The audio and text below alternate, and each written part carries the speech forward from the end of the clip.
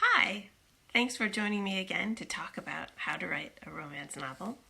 And this week I've been doing some deep thinking about the progression of conflict in a romance novel. And I would like to use as an example Fighting for Everything by Laura Kaye, which is excellent.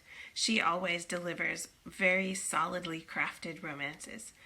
And let's back up a second and talk about this word that some people use to describe romances, which is formulaic.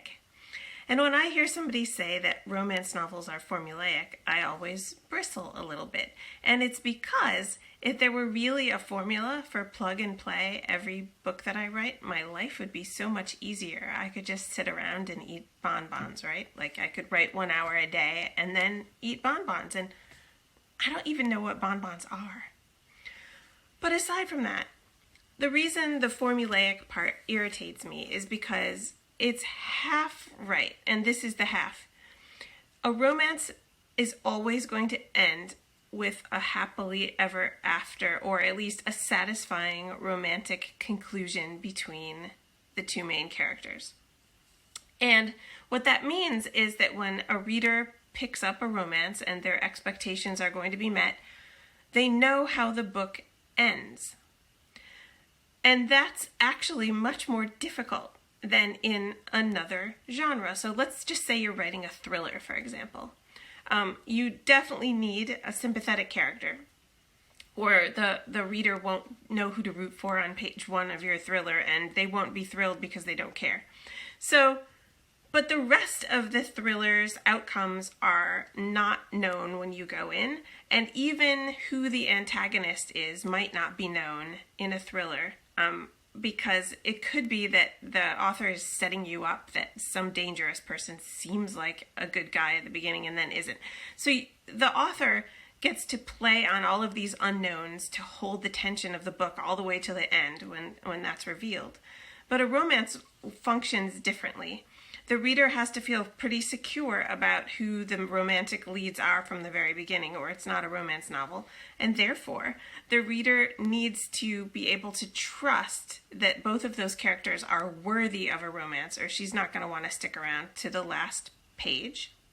And furthermore, the author's job is a really difficult one, which is to hold the conflict between these two characters and to make the reader doubt that their happiness is possible all the way to the end.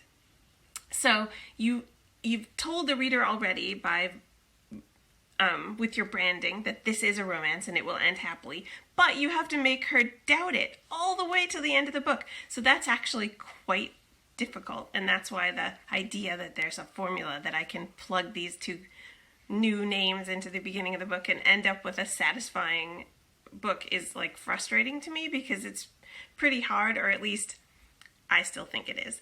So, how does Laura Kaye deliver such a solid romance with lots of conflict, even if we're pretty sure that she's going to pull it off every time and give us something really satisfying? Well, this book, Fighting for Everything, is in a new series she's set up about vets from various branches of the military, and the thing they have in common that makes it a series and not just a bunch of random books is that they're part of this fight club for warriors.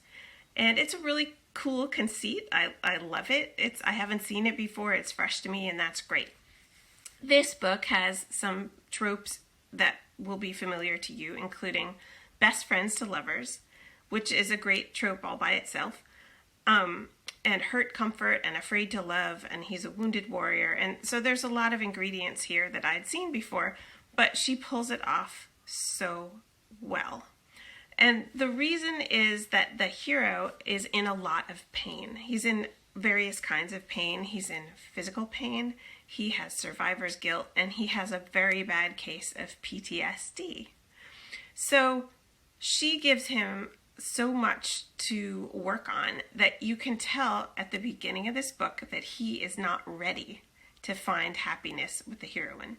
And of course they've got this friends to lovers thing going on, so that trope always contributes to like a fear of messing up the friendship, which is a great trope, but it's not enough all by itself in many cases to give you a completely satisfying romance.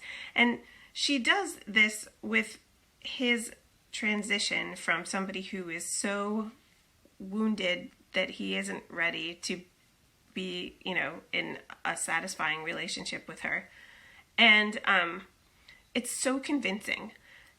What that allows, as you watch him struggle with these issues, is that he is able to make a lot of mistakes.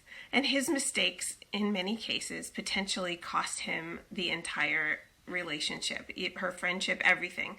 But his mistakes don't make him an asshole, because you can feel how rooted in his issues they are.